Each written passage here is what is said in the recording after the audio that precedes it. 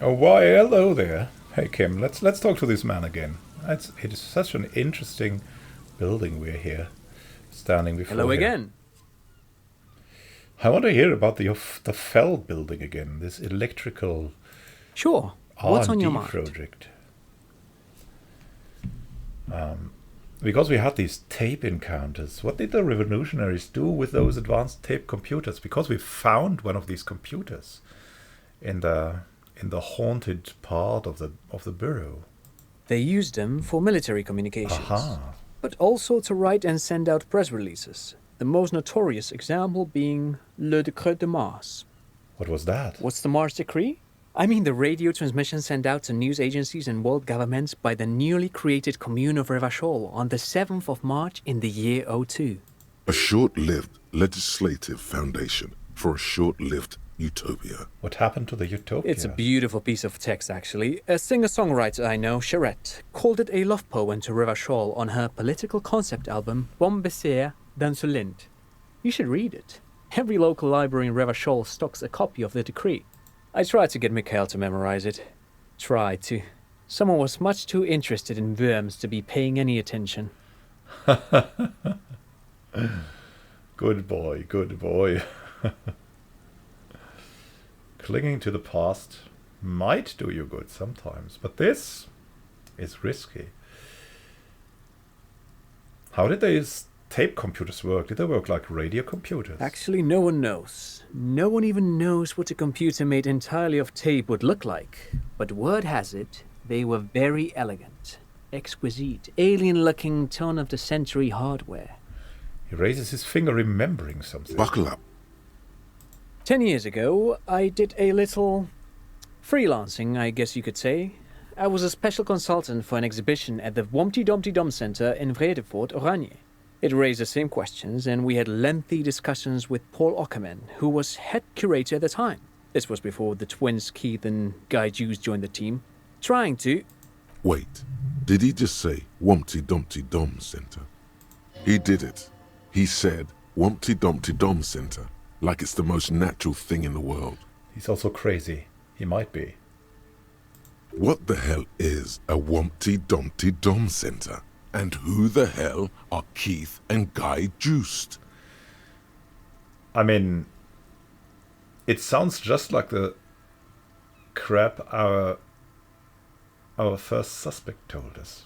Okay, the Wumpty Dumpty Dum Center, Paul Ockerman, Keith and Guy Juice, what are you talking about? The Humpty Dumpty Dum Center for Contemporary Arts. The exhibition itself drew on Lagerman's notion of memory, and so there were some parallels. That's why the head curator, Paul Ockerman, chose to... You're making this upturn to the Lieutenant Kim. Is he making this up? In fact, I'm not. The Humpty Dumpty Dum Center is a place you can visit if you're ever in Vredefort and are ever in the market for an exhibition space / contemporary art research center. He clears his throat. What? But perhaps I should return to the tape computers. As I was saying, the device itself was very elegant, fragile even. One could write directly on the tape using a special chemical solution. What? The machine would then analyze the handwriting, perform operations, and project output onto a white screen. It was a beautiful, delicate thing. Made of black film and folding tape structures. Let's give him a compliment. The RCM should get some of those. Even one would be very useful. Though I understand the socio-economic causes of the revolution, it pains me to imagine the revolutionaries setting fire to the precious device. But so they did. The failed playback experiment vanished into the fires of '07. Why did they destroy it? Who knows? Maybe it was an accident, or maybe they didn't want the technology to end up in the wrong hands. Either way, they're all gone now.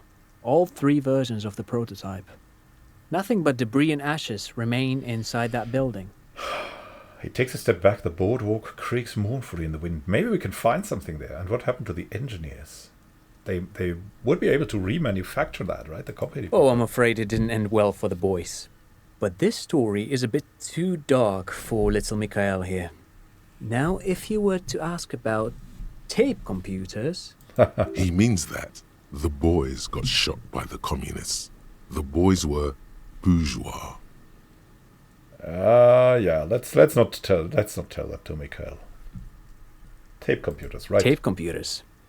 He nods, wind tousling his suit jacket. I wanted to ask something. But of course. What else? You do look like someone who's money. Do you have any money? I do have some money, yes, but that's not what's really important here. He brushes it off like it's not a thing He's at all. not gonna give you money. What are you doing? Clearly you were just profiling. No, I mean, come on. You need the money. If it's not a thing, he can give you some. Yeah, but we don't need it that much anymore, so we don't have to beg around. I don't want your money. I just wanted to see whether my profiling skills were working. Of course, Detective. I wouldn't have assumed anything else. Matter of fact, He looks up again, a playful hint shining in his eyes. I don't know if you're familiar with this, but the Vespertine Department of Justice has published a rather interesting paper on the criminal profiling in former socialist states. Have you read it? If not, then you definitely should. If not for tips and tricks, then just for theoretical curiosity. Anyway, that's just a little something that sprang to mind. You were saying? Okay. Weird guy. Now let's look at this thing. Ourselves. You see, a once bright mural towering above you. The signage has peeled off over the years, but you can still make out Feld Electrical R&D. Huh. Nothing more? What about the graffiti? What's in this? Hey, now well, that's some money. And Nosefed. Fence blocks the path. No way on from there. We're gonna take that. It's too dangerous not to. And more money! Good man, we don't need your money. We have more. And maybe we can get into this building. Maybe we can find one of these old tape computers, no? No? What's down there? How do we even get there? Is that a shrine? What is this? Wait. Buzz hum. The electricity flows through the wires with audible power. So there's electricity here. What's this? Someone must have worked hard to smash the plastic dome of this. And this is intact. A dead phone, a smashed receiver, like someone hung up too hard. Was that me? Did I do that? Are we responsible?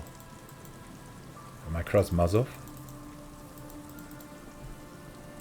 And maybe I did just drink. Ah, a plastic tear.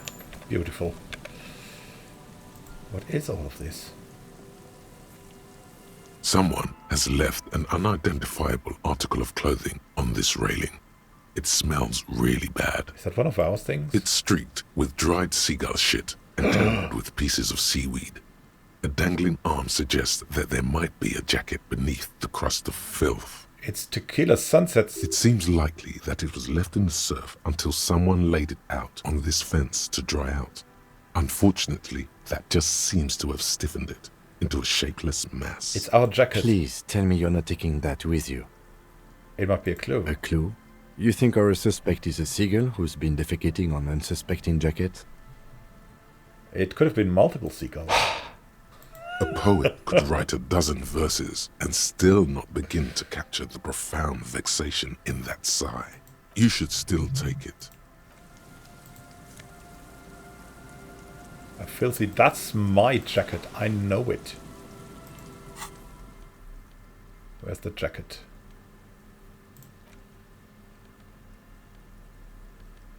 Oh, it's not here.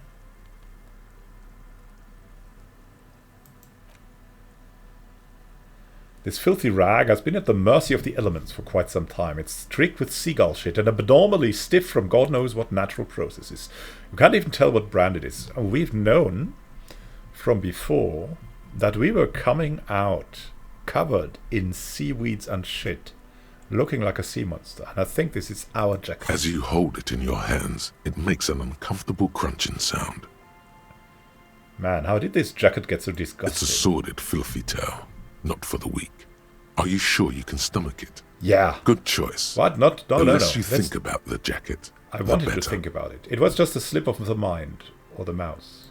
It occurs to you that you're not even holding the jacket itself, but rather the thick crust of jetsam and seagull shit that ensconces it. Gross. Why? Why did you think about it? Look at your hands. They're covered in muck.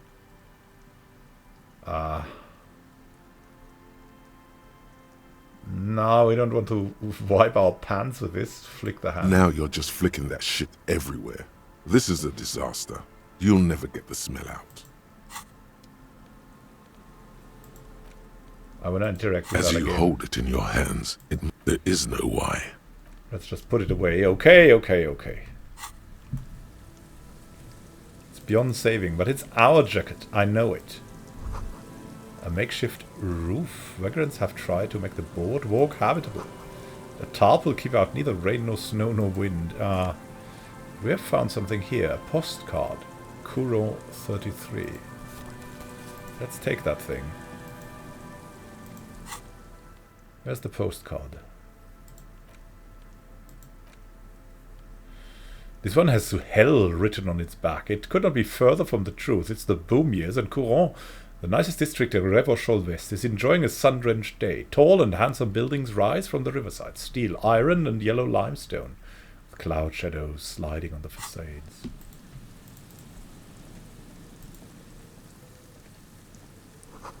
Coin-operated waiting machine. Hasn't been used for a decade. So, wait, and this? Vagrants have also topped that. Oh, we found Megabino's prescription lenses. More encyclopedia. But less perception. What about our glasses? I mean, that might just be better, right? So we have empathy, we have encyclopedia, but less perception. We have lived with less perception, and we have tons of inland empire. So let's go for the intellectual clothing.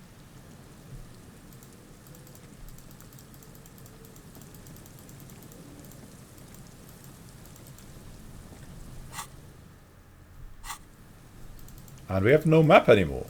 Again.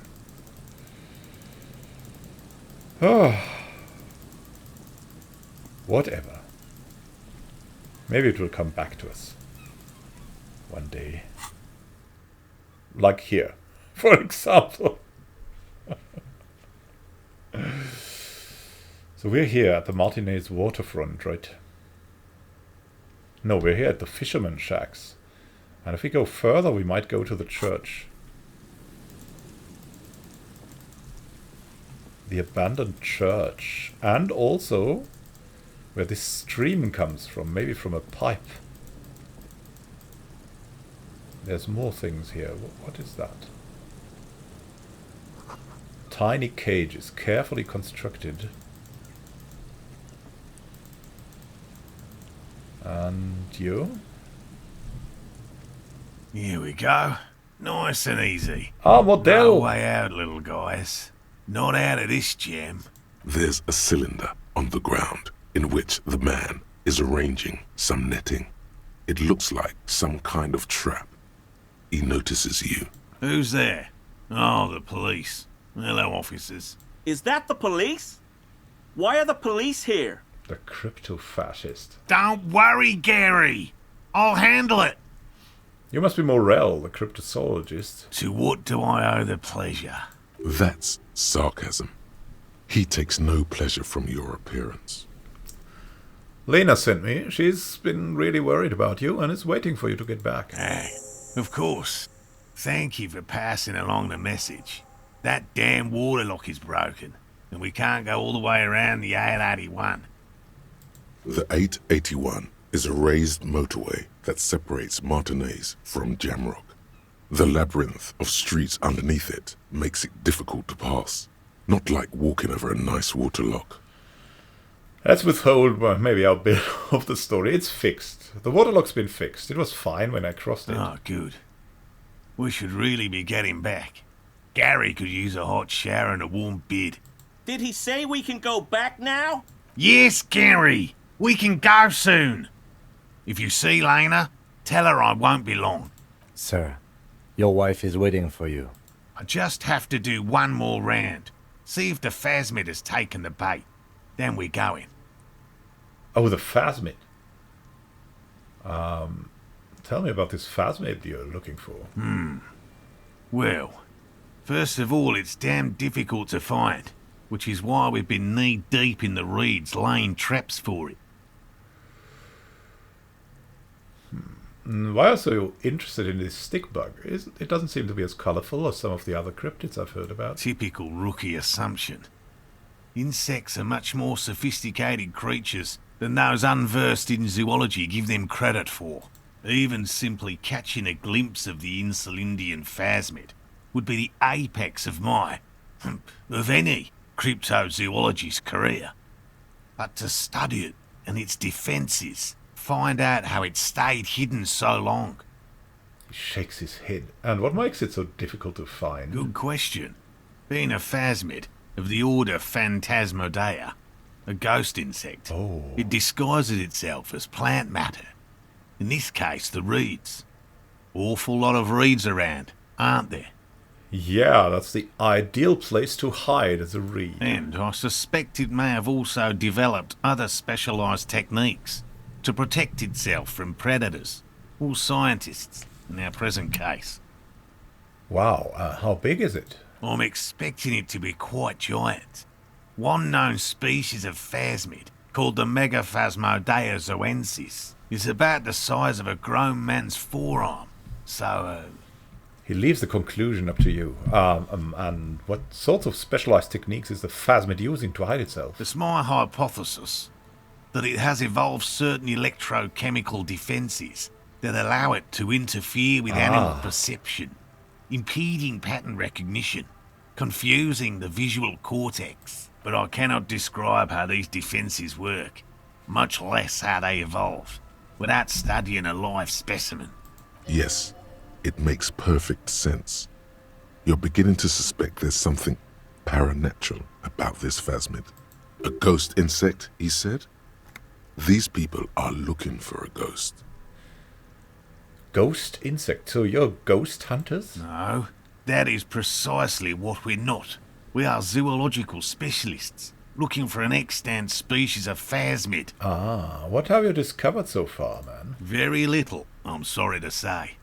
No one's ever captured a specimen, so all our information is based on first and third-hand accounts. But no second-hand, so no one's ever found one? Not yet. That's what makes it a cryptid. Just out of curiosity, if there's no proof of its existence, how do you know it's real? Oh, Kim, it's because it changes its surroundings. I know it's real. The cryptozoologist says that briskly enough that even he seems taken aback by it. It's clear that his obsession with the phasmid is driven by something more than the pure pursuit of scientific advancement. By which I mean, I've heard enough first-hand accounts to believe quite firmly that the Insulindian phasmid is more than mere superstition. Lena said there has been a sighting of it here in Martinez. Yes, the most recent sighting was by a couple of teenagers along the coast here. That's what brought us to Martinez specifically. It's the first credible sighting in several decades. Admittedly, it's an unusual location for this species, but with all the sewage runoff upstream, it probably doesn't matter much anymore. And if it has died out? I have to resist the thought. Such an extraordinary creature is doubtlessly highly resilient. After all, it's generally thought to be capable of parthenogenesis. Oh, parthenogenesis. A lot of creatures can do that. He means asexual reproduction. The females of the species don't need to mate to produce viable eggs. This makes it easier for a species with a small population to survive. That's pretty clever. Yes, the Insulindian phasmid is a very clever insect. That's why it's so damn difficult to catch. But as a scientist, I'll try my best to remain dispassionate. Tell me more about these traps you're laying. Well, They may not look impressive, but Lena designed them quite cleverly, so I'm sure they'll do the trick. So she designed the traps? Yes. Nice. So you're a team, right? How do they work? Simple. Attracted by the locusts, the phasmid crawls down the funnel and, having eaten its fill, can't get back out. It eats locusts. At least, that's the intention. The net isn't a perfect solution, but we didn't want to use anything that might damage the specimen's delicate exoskeleton. Yeah, that's wise. What are you using as bait? Locusts. Nearly all known phasmids are herbivores, of course. But we've hypothesised that the Insulindian phasmid Of course. might occasionally prey on other insects. Yeah, that makes sense. Being a ghost insect. A and all. meat-eating stick insect? Does it pretend to be the reeds as part of its ambush behavior? This seems unlikely. It seems so unlikely, but that doesn't mean it is impossible. Thank you for your opinion. We have also included plant material in the traps to satiate your skepticism. Oh, very thorough. Not a big fan of skepticism, this one. What will you do if these traps don't work? They'll work, I assure you. The predatory hypothesis, using locusts as bait, accounts for the failure of previous efforts by other teams, which use plants. We have given this some thought. Indeed. The traps do seem to be deftly and thoughtfully constructed. It's clear the cryptozoologist's wife knows what she's doing. And about something else. Yes. What? So, how did you become a cryptozoologist? I've just always liked animals and puzzles. Searching for cryptids is a bit of both. He seems reluctant to talk about himself, but he'll open up, if you prod a little. Yeah, let's not go... Yeah, so you're living your childhood dream out there. It's not child's play, just because I have to traipse through the mud every so often.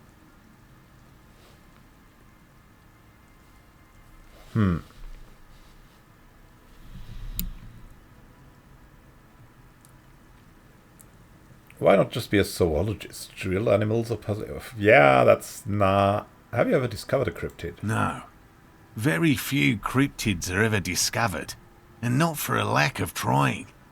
To stay hidden is a cryptid's primary quality. It's even in the name, cryptid. So how many cryptids have been found? Of the list of cryptids kept by the Cryptozoological Society of Chemnee, which is 4,082 items long, about 2,000 have been confirmed as hoaxes. 2 are categorised as confirmed discoveries. The rest are in differing stages of discovery, refutation, and data collection. Only 2 have so far proved to be real. Yes, the Chateauquan forest pygmy, who turned out to be an extinct species of primate, and a cave salamander from Yugograd, who is, honestly, quite unremarkable. It's in a zoo somewhere. We cryptozoologists are brutally honest with ourselves, more so even than the public. With cryptids, most cryptids are hoaxes or they are never found. That does not mean we should stop searching. Indeed. I mean, it's science after all. Yeah. Then not approvingly, then the Insulindian phasmid will be the 3rd. Indeed. If our expedition is successful, every paper in the world will report on it. From Revachol to Dushantu. It will be a zoological miracle. We'll help you find He it. has clearly done his math on this. There is no surprising him or swaying his opinion. Thanks for explaining that. Now, how about something Yes. else? Now, let's talk about some specific cryptids. All right. What cryptids precisely? I usually discuss these things with specialists, so I don't know what. Yeah, it's just... We would have to discuss. He wants to say, but decides against it. You need to ask him about specific cryptids. Cryptids you've heard about from Lena or his friend Gary. He won't just talk. I know about Cryobacter catlensis. Oh, everyone knows about that one. thanks to Professor Mijanu being the talk of the town for a time. Cuffs in his fist. Although, probably because her life ended as a result of her work in Gutler, no one remembers her contributions to the search for the Nong-Ok. The Nong-Ok? A flightless cursor owl found in the Seminine Isles. Its long legs permit the Nong-Ok to run faster than any other avian. Perhaps any other animal. Who knows? Wow. When it's not hunting its prey in this manner, the Ok hangs from tree branches, like a bat, waiting to dive on hapless prey below on the jungle floor. Mijanu liked extreme animals, you see. One of the few figures of the academic establishment I respect. Ah. Really a shame she disappeared. When did she disappear? Oh, decades ago. In the 30s. I didn't know her personally, of course. The chasm of academic pretension still stood before us, even though she had unusual courage for someone from the other side. From the other side. Ah, I see. The world was split then, right? I know about the most dangerous cryptid, the gnome of Jeroma. Formerly the most dangerous, yes. But do you know the most dangerous living cryptid? What is it? He doesn't want to make it feel like you knowing it is some big deal. Living? No. The most dangerous cryptid is a carnivorous ruminant, known colloquially as the dread moose. The dread moose, my goodness. Yes, the dread moose subsists entirely on flesh. It has even been known to dig up fresh graves in search of sustenance. Hold on, does it also attack people? Human remains have been found deep in the forest, torn apart, then trampled into the mulch by large hooves. Infer from that what you will. And what does it look like, the dread moose? Just like an ordinary ardent moose. And how can you tell if it's the ordinary or the dread kind? It eats you? You can't. That's what makes it so dreadful and hard to identify. I A understand. moose that looks like any other moose. What's going on here? He's kidding, right? I'm 100% behind the dread moose. I utterly believe it exists. Of course you do. The bodies found in the forest are just one piece of physical evidence. There's more. Sightings in Vasa, reaching back 4 centuries. But, of course, nothing satiates the skepticism of. A detective. Pardon me, I did not wish to seek conflict. It's simply my training to question things. Understood, Lieutenant. The man tips his hat slightly and then looks to you. I know the biggest cryptid, the giant of Kokonor. That's impressive, I guess. But have you seen it with your own eyes? No. Of course you haven't. Seems satisfied. Have you seen it? I haven't had a chance to travel to Kokonor. No. And I likely never will. The Samaskil desert region has been embroiled in a small civil war for the last 8 years. Oh no, what does that mean for the Kokonor giant? I fear this mindless barbarism may have wiped out the elusive creature entirely. Sightings of towering luminosities have grown rare recently, while they once used to be constant. Oh man, it's the big giant crisis of Kokonor. Yes. Sightings of mirages are constant. A mirage is a constant phenomenon that people have no time to report when a war is going on. It remains unclear what this has got to do with you seeing it, as he was inquiring before. He was just being defensive. Oh, and tell me about the cool cryptid. Any cryptid? No offence, officer, but I'm not much of a pedagogue. I don't know what I would have done if Lena hadn't persuaded me to go back to field research. You should ask her if you want interesting stories. Me? I'm not a people person, unless you haven't noticed. And I don't make a good lecturer. My strength lies in field work and persistence. He brushes an errant strand of hair from his eye. Maybe he has found something here. Enough tales then. Let's change the subject. By all means. Well, now, you need to know that Lena seems pretty eager for you to return. And I'm eager to return to her, I assure you. But I can't leave before we finish with these traps. My wife understands that just as well as anyone. He looks south where Lena would be. Come on, Morale. We've been soaking out here for days. It's time to go back. And leave the traps? Absolutely not. I won't let Lena down.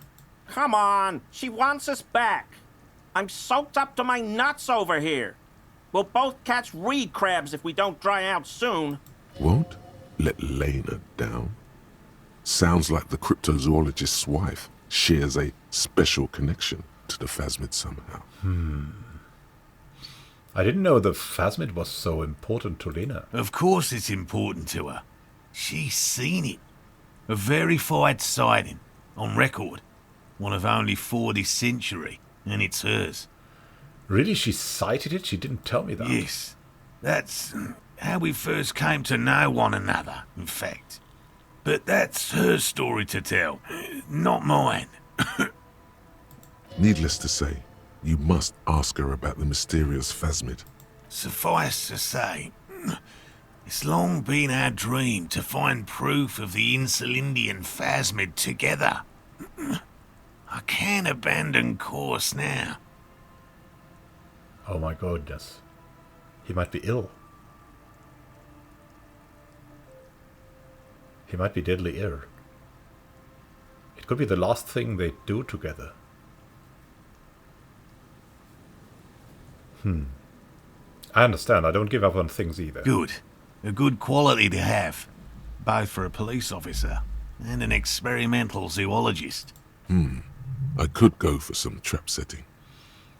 What if we checked the traps for you? I didn't expect you to take such an interest in our work here, officer. He looks at you with obvious surprise.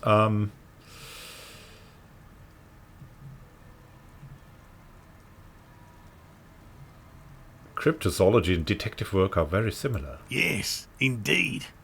Both require a great deal of research, attention to detail, and, above all, persistence. What if I encounter the Phasmid in the wild? That's highly unlikely, officer. But in the event you do, I'll spray you with a pheromone mixture I developed. Oh, good. It's made of musk and research chemicals. The pheromone should attract the insect to you, or at least prevent it from bolting at the sight of you. It's quite potent. Will last you about a week. Lay it on me, thick. Present our armpit. He douses you with the odd-smelling spray, double helping as you present your other armpit, and then gives you a satisfied nod. I hope you're not buying this. He dispenses it without letting you touch the canister, so it would be precious like holy water. It is precious. A single dose cost me 50 real to develop. Not that I expect you to understand self-financing one's own research. He looks at the lieutenant with disdain and puts the spray back in his pocket. What do I do if there's a Phasmid in one of the traps? Bring it to me at once. Just make sure the trap is closed tight. He's not comfortable with the possibility that you'll claim the find, but he's lying about this even to himself. Where are the traps? There are 4 in total. One is to the south, on this little peninsula, by the boathouses there. It's very near. Aha. Another we set in Land's End, to the northeast. It's behind a small sand dune there, on your way to the old radio tower, after the church.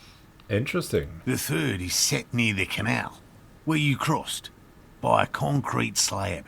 A big thicket of reeds going up the slope, and among them, He gestures to the trap in front of you him. should check at least one of those before returning to this one, since I just said it. This one's more of a technicality, but still, better safe and stupid than sorry. Huh. That seems like a lot. Do we really have time for this extracurricular venture? The pursuit of knowledge is its own justification. Kim doesn't look too convinced by the small shrug indicates why not. If you think it's important, you have been right before. I'm ready. Let's go. Right. Let's get to Which it. means you two can pack up and go back to the whirling. Whatever he thinks about this detour, it's clear that these men are exhausted and in need of assistance. Finally, someone's talking sense. Thank you for your help. Gary and I will start breaking down camp. If you have any more questions, now's the time to ask. We'll be gone once you get to it. Okay, I'll get going.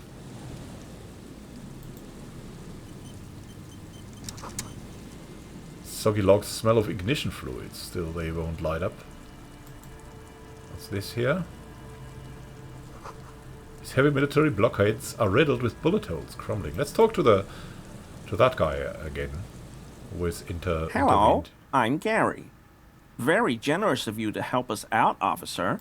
Yellow man. I mean, officer. The lieutenant raises his eyebrows slightly and takes out his notebook. Yellow man. Interesting. This is something to ask him about, after a little probing first. I'm just waiting for my friend Morel to finish up with his insect traps so we can return to civilization. Not a lover of the great outdoors? I like nature, just not this bloody coast. It's mostly drunks and degenerates that come here. Yeah, well... Degenerates. This man respects authority too much. To see the truth inscribed upon thine own visage. Pretend thou art a paragon of virtue. I'm neither of those things. I can assure you I'm a by-the-books clean as a whistle officer of the law. I'm not even tempted to touch intoxicants. I've been tempted on occasion. But someone has to stay strong for Revacol. Yeah, that's what we'll do. His gaze shifts to the pile of soggy logs at his feet. He pronounces Revacol with a hard K, Revacol. unlike other people. So he's... he's a xenophobe, but he doesn't even come from Revachol. Serious question time. This man is no innocent. No one is.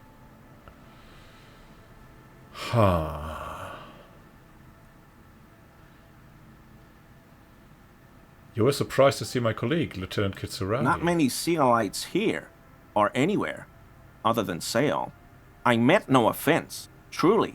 Do you remember how, when we met Measurehead and I said the next races will be a really good one? Yes. Well, this is that racist.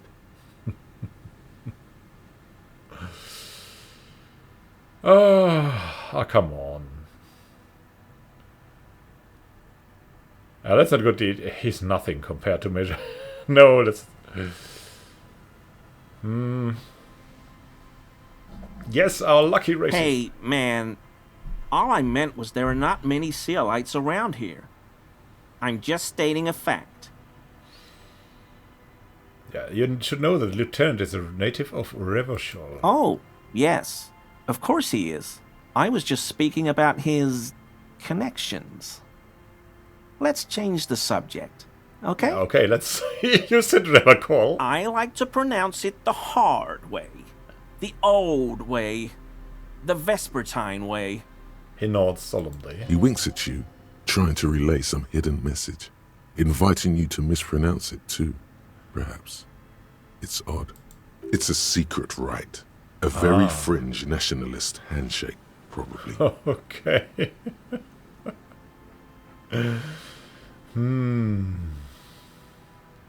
Is this your mug? Hold up the yellow man mug. My mug? Why would you think that? I can see you recognize it. It's in your eyes. I may have had a similar looking mug in the past. That's all. Still seems suspicious. Did I mention the mug was found at the site of a lynching? Okay, I admit it. I threw the mug away in the trash container behind the hostel. I know I shouldn't have, and I am very sorry, officer. He pauses. You're not going to find me, are you?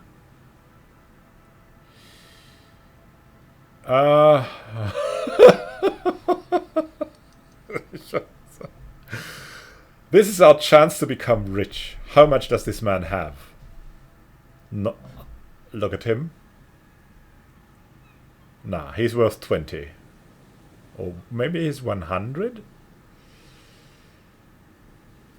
For 20 real. Okay, I deserve that. And I won't do it again. You have my word. Okay, good. I don't know what got into me. Stuffing my garbage in another man's property, I've been having trouble at work lately. The Koikos are price dumping us out of competition. What did you do, Gary? Nothing. Nothing. Just answering some questions. Helping out the law. Yeah, the law. The law that this man respects the law, so that's the good thing about him. How did you get into the trash container? I know a guy who works with the trash collection services. CS Municipal. He gave me a master key for the trash containers of Martinez. What did you seek there? Why would you need to get into everyone's So I trash? can use the Whirling's trash compactor to store my own stuff. Ah. Garbage disposal is expensive as hell. The damn Bohemians run it like a mob. I'm sorry, okay? I thought I could cut costs. I shouldn't have. I shouldn't have disgraced myself. Disgraced? No need for the histrionic, sir. It was, after all, just a trash container. Yeah. Oh, God. It's trash container time. He studies his reaction. Gary doesn't answer. Gary, did you put the clothes of a murder victim, the man who was hanged behind the whirling in rags, into that trash container? Officer, please. Let me explain. It's not like that. Yeah, explain. I was only cleaning up. I live right across the yard from where he was hanged, and I saw him stripped naked. All the clothes lying around in the yard, smelling. People are animals, you know? Yes, yes. What happened? Then I came out to clean up the rags, because no one else would. I put them into the Whirling's trash, along with a broken mug, admittedly. He changes his mind mid-sentence. Okay. I was coming to throw the mug away, and, well, I threw the mug there and the clothes too. What about that story? Right. It was just civic duty. The lieutenant remarks drolly. Exactly. That's exactly what it was. Civic duty. You wouldn't know anything about the victim's missing armor, would you? Armor? No. I mean, yes. Of course. I know he was wearing armor, but I don't know anything about it. An infant could see he's not telling the truth, but he's too scared to admit more wrongdoing. Okay, let's move on for now. I hope I could help your investigation, in my small way. So do you know anything about that man? I told you everything I know, sir. I'm truly sorry for the mug, but I have nothing to do with that. He shifts uncomfortably in his clothes. Uncomfortable shifting around doesn't make him the killer, though. It's something else. So are you a cryptozoologist or what? No. I help Morel with research sometimes, and I've learned some things along the way. But I don't usually go in for picnics like this on my own. After all this time with Morel, he must have an opinion on cryptids. This could lead to a good one. I'm into cryptids. Do you have a favorite? Oh, yes. The burning rhino. Morel doubts he's real, but I don't much care, because I won't be the one looking for him out in Safra Serai. It's a burning rhino. A rhinoceros that looks ordinary during the day, but burns brightly by night. Well, at least the males do. How do they burn? They have special ducts just above their shoulder blades that secrete a combustible fluid. When the rhino is just beginning to light itself, it looks as though it has wings of fire. A rhino with wings of fire. But how is this combustible fluid lit? Yeah, how is it lit? The rhino starts running very fast to build heat, then stops, raises its head, and sparks fly from its neck, setting its back ablaze. I want to be just like that rhino, running through the night with guns blazing. We don't really do that around here. Perhaps we should have more such decisive action in Revacol. You know, this city used to be a flaming rhino once. A long time ago. He says and then pauses thoughtfully. And why only the males burn? The flames are not just for decoration. They are an integral part of the beast's mating behavior. Oh, to make the females hot. How so? During the burning rhino's mating season, herds of male rhinos, all aflame, encircle herds of female rhinos, forming a fiery ring as they begin to copulate, loudly. Local peasants call it the passion ring. They fear the rhinos, as perhaps they should. Anyway. The lieutenant sighs, without looking up from his notes. It's clear the burning Rhino is dear to him on many levels, some even spiritual. Don't we all need to be a burning Rhino? And we'll try. What's he shifting around like that? Analyze his composure. That shirt looks very uncomfortable on him. Look at the buttons, barely keeping that thing together, as if something is ready to rip out from underneath. Something worn underneath it? Yes, like a piece of ceramic armor, for example. One that makes a clicking sound when the plates meet each other, resembling pearls or marbles, stolen from the corpse in the yard near where he lives. I see you're a connoisseur of high-quality combat gear. I knew you'd figure it out, officer. I'm sorry I didn't tell you at once. He unbuttons the shirt. I was ashamed of what I did. And I didn't want you to know. You see gleaming white ceramic shine underneath. A thin layer of interlocking plates covers his gaunt torso. We're not detecting falsehood, sire. He's gearing up to admit the truth. This shame is surprisingly sincere. Gary, what's going on? Later, Morale. I've got apologizing to do. No, you've got explaining to do. Huh.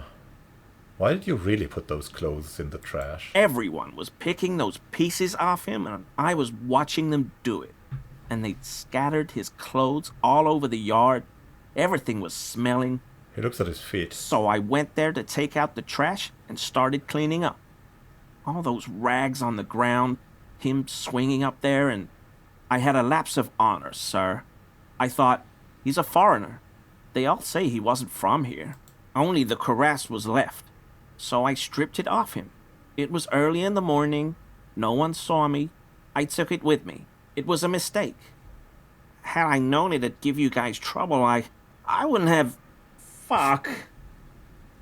We're detecting sincere contrition here, sire. He's not trying to flatter anyone. It's okay. It was a loose end, and you are tying it up now. I'm so fucking sorry I called you Yellow Man. Sealite officers commanded the suzerain's navy. Yeah. Most of them sided with the king when... He shakes his head. They were thoroughly conservative men, he realizes suddenly. So they are the men he likes to be. It's difficult to say what the lieutenant thinks of this historic apology. His face does not belie emotions. Why did you lie?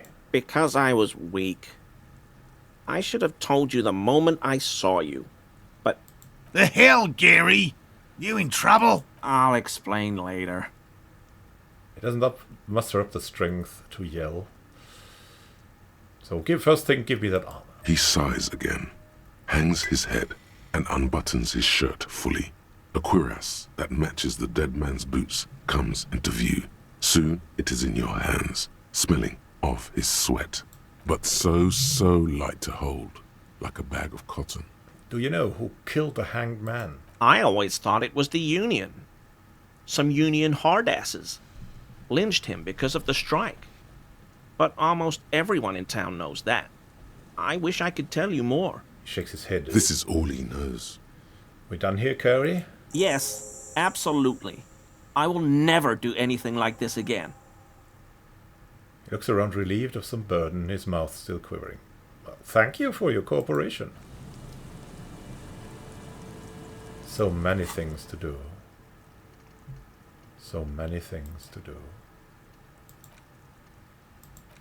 Could we? We could maybe...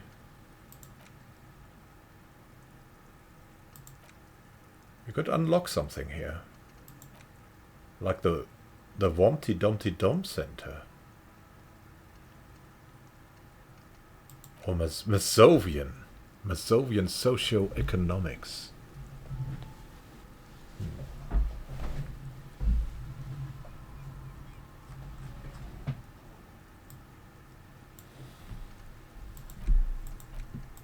We could do that.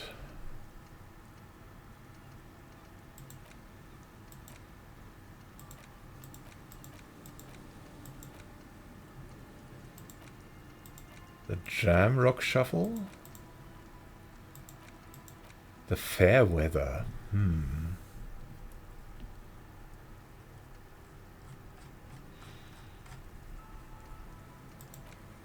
But what I really like to get would be the colder Mamadakwa.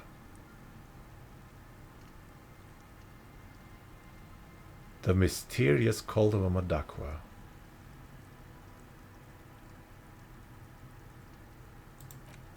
Jamais vu. The 15th Indo tribe. That would also be interesting. The Call of Mamadakwa.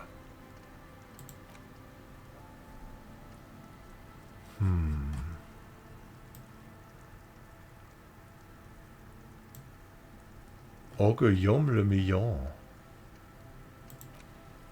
Really what we want is the Call of Mamadakwa. We'll try that.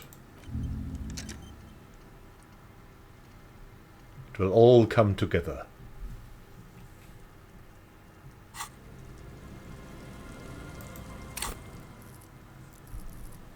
It's beautiful. What more do we need? Wow, we've suffered in volition. How did that? Because we're damaged. We're damaged so much.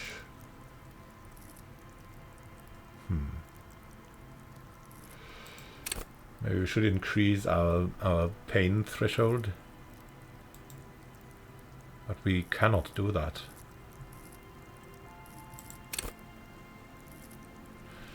Yeah, we cannot do that yet because we are now learning something different. We're gearing up to sing karaoke next time. Next time we return to the real world from all the daydreaming we'll be doing now. Thank you. Let's dream together. Have a great time until next time, and happy gaming. And see you soon on this forgotten coast of Revanchon.